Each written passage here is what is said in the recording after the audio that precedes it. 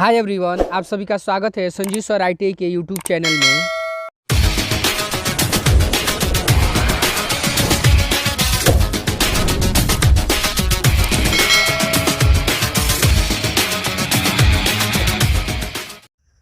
Hi everyone, आप सभी का स्वागत है संजीव सर ITI के यूट्यूब चैनल में। आज के क्लास में हम लोग कवर करेंगे कि how to draw spiral. Spiral कैसे ड्रॉ करते हैं जी। यहाँ पे क्वेश्चन है, draw an Archimedean spiral having maximum और minimum radius is 80 mm and 30 mm respectively for one convolution. यानी हम लोग शो करेंगे ये स्पाइरल। इसके पिछले क्लास में हम लोगों ने स्पाइरल से रिलेटेड एक क्वेश्चन सॉल्व किए थे, जिसमें यहाँ पे देखिए, यहाँ पे वन कन्वोल्यूशन बोला है, लेकिन पिछले क्लास में जो हम लोगों ने स्पाइरल ड्रॉ किया था इसमें कोई कन्वोल्यूशन नहीं बोला था। यहाँ पे सिर्फ डिग्री का यहाँ पे जिक्र किया था। अगर ये वीडियो नहीं देखें तो चाहिए चैनल पे विजिट कीजिए, या इस वीडियो के डिस्क्रिप्शन में इसका लिंक मिल जाएगा, वहाँ से देख सकते हैं। तो इस क्लास में हम लोग देखेंगे ये दूसरे तरीक़ा से स्पाइरल, इस क्लास में हम लोग कवर करेंगे। ये है, देखिए इसमें एंगल का बात किया था, डिग्री का, तो हम लोग डिग्री में बांट के किए थे। ये विदाउट डिग्री का है जी। तो यहाँ पे ध्यान से देखेंगे कैसे बनाएंगे। तो सबसे पहले तो हम लोग देखेंगे, इसमें दो रेडियस दिया है। एक बड़ा वाला रेडियस कितना है, 80 mm।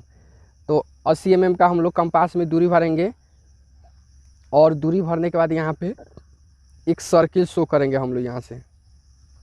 यहाँ से हम लोग एक प्रॉपर सर्किल शो कर दीजिए। तो ये आपका हो गया 80 mm का। देन देखिए, फिर नीचे भी एक है, क्या है जी, एक छोटा वाला कितना रेडियस है आपका, इसका 30 mm है। तो 30 mm का हम लोग दूरी लेंगे, और 30 mm का दूरी लेके फिर इसी को सेंटर मानते हुए हम क्या करेंगे, यहाँ पे एक और छोटा सा सर्किल हम लोग शो कर देंगे। क्लियर हुआ जी, इतना समझ में। अब देखिए, इतना फाइनल होने के बाद ये देखिए, एक ही एक ही बिंदु को केंद्र मानकर हम लोग क्या करेंगे जी, यहाँ पे दो सर्किल का निर्माण करेंगे। अब इसको हम लोग एक नाम ऐसे इसको दे देते हैं जी। ये सर्किल को, दोनों सर्किल को कितना, दो भाग में बांट दिया। अब अगले स्टेप में देखिए क्या करते हैं। इतना तक तो हम समझ गए। अभी देखिए, इसके बाद ये जो पॉइंट है ना जी, ये जो केंद्र बिंदु है, इस पर हम लोग देखिए या तो 8 पार्ट में बांटते हैं या तो 12 पार्ट में। क्लियर हुआ।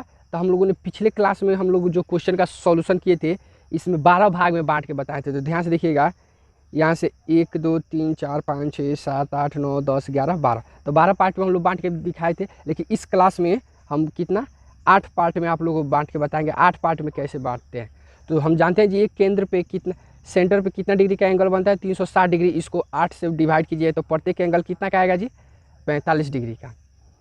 तो ये तो अभी हम लोग 2 पार्ट में बांट दिए। अब इसको 4 पार्ट में पहले बांट दीजिए। तो ये देखिए, ये चांद रखेंगे, चांद की सहायता से, और यहाँ से परपेंडिकुलर यहाँ पे मार्किंग कर लीजिए। और मार्किंग करने का इन दोनों पॉइंट को एक सीक में रख लीजिए।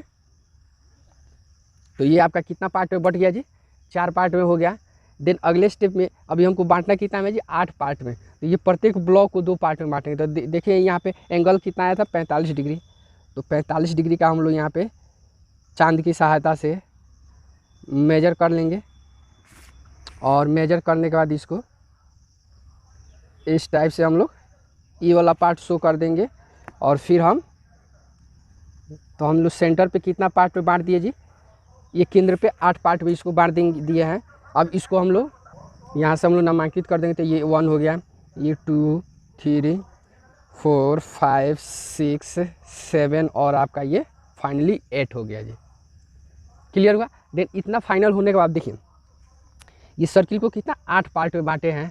तो यहाँ से लेके यहाँ तक ये जो दूरी है ना, ये बड़ा वाला सर्किल का जो परिधि है और छोटा वाला सर्किल का जो परिधि है, इन दोनों के बीच का जो दूरी है, हम लोग इसको 8 भाग में बांटेंगे। और अगर इसी को हम लोग ये 12 भाग में बांटे रहते हैं, तो यहाँ से लेके यहाँ तक कितना पार्ट में बांटते जी, 12 पार्ट में।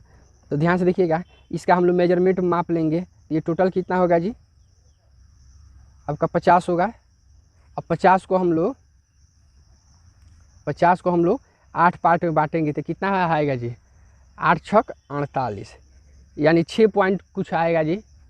तो यहाँ से हम लोग 6.2 आएगा। तो हम लोग लगभग 6 mm मान के ही हम लोग मार्किंग कर लेंगे। तो ये प्रॉपर सबको मार्किंग कर लेंगे। 6 दूना 12, 6 तिरका 18, 6 चौके 24, 6 पच्चे 30, 6 छक 36, 6 सते 42। तो ये आपका हम लोग मार्किंग कर दिए। देन मार्किंग करने के बाद यहाँ से नामांकित कर दिए। ये 1 हो गया, ये 2, ये 3, 4, 5, 6, 7 और ये आपका जो हुआ सो ये हमारा क्या है जी 8। क्लियर हुआ। अब इतना जब क्लियर हो गया तो अब आगे ध्यान से देखिए, ये जो 1, 2, 3 इस तरह जो ये पॉइंट मार्किंग किया है ना जी, इसी पॉइंट का हम लोग का सबसे ज़्यादा काम है। अब देखिए, अब कंपास लेंगे, ये केंद्र पे रखेंगे, इसको हम लोग ओ नाम दे देते हैं ओ, और ये वाला हमारा ये जो पॉइंट है ना, इसको हम लोग पी के नाम से दिखा देंगे। तो ओ से लेके 1 का दूरी लीजिए कंपास में, देख रहे हैं यहाँ पे, और दूरी लेने के बाद यहाँ से हम लोग ये क्या करेंगे, इस टाइप से हम लोग ग्राफ शो करेंगे। क्लियर हुआ। अब ओ से लेके 2 का दूरी भरिए कंपास में और यहाँ से ये ऐसे ग्राफ शो करें। अब ओ से लेके 3 का हम लोग दूरी भरेंगे कंपास में और यहाँ से इस तरह से हम लोग ग्राफ शो करें। क्लियर हो रहा है। ये 3 से यानी देखिए ओ से लेके 1 से लेके तो 1 वाला में ही जाके टच करेगा, तो यहीं तक हम लोग स्टॉप कर देंगे जी, उसके आगे नहीं बढ़ाएंगे हम लोग। फिर ये 2 आप पे आ गया स्थिर। इसी तरह हम सबको ऐसे, जैसे ये 4 है तो हम लोग यहाँ से ग्राफ 4 रेखा तक हम लोग ला के एडजस्ट कर दें। देख रहे हैं ना यहाँ पे 4 पे आके। उसी तरह ये 5 है तो ये आपका फाइनली 5 पे आ गया। ये 6 है तो ये आपका 6 वाले पॉइंट पे आ गया। और ये आपका 7 है तो 7 वाला पॉइंट पे आ गया। और ये वाला तो 8 है तो आपका फाइनली हो ही गया। जो देखिए जो जहाँ पे आके टच किया है, जैसे ये P हो गया ये 1 पे, तो इसको हम लोग P1 के नाम से जानते हैं। ये 2 पे आया तो इसको P2, इसको हम लोग P3, ये वाला P4, ये वाला P5, ये वाला पॉइंट P6, ये वाला हमारा P7, और ये जो पॉइंट है जी लास्ट में यहाँ से यहाँ तक, ये हमारा फाइनली P8 होगा। क्लियर हुआ। इतना समझ में आया जी। देन इतना जब क्लियर हो जाने के बाद फ्रेंच कर्व लेंगे और फ्रेंच कर्व की सहायता से यहाँ से देखिए हर एक पॉइंट को याद चाहते हैं तो जैसे P से P पॉइंट है ना जी, ये P से P1 को मिलाइए, फिर P2 को, फिर P3 को, और नहीं तो ये आपके पास ये फ्रेंच कर्व जिनके पास होगा तो फ्रेंच कर्व की सहायता से भी मिला सकते हैं। जिनके पास फ्रेंच कर्व नहीं है वो फ्री हैंड भी आसानी से मिला सकते हैं, कोई दिक्कत नहीं। देख रहे हैं ना P से लेके P1। अब P1 से लेके अब P2 को मिला दीजिए। अब P2 को P3 से इसी तरह करके ध्यान से मिलाएंगे जी। अगर जिनको आपको लोगों को अगर ज़्यादा इथी है, दिक्कत हो रहा है, अगर फ्रेंच कर्व नहीं आप लोगों के पास, तो फ्री हैंड आसानी से भी मिला सकते हैं। इसी तरह सभी पॉइंट को एक दूसरे से मिला देंगे जी। देखिए कोई है कि नीचे वाला से भी मूव हो सकता है, कोई है ऊपर वाला भी पॉइंट से मूव होगा जी।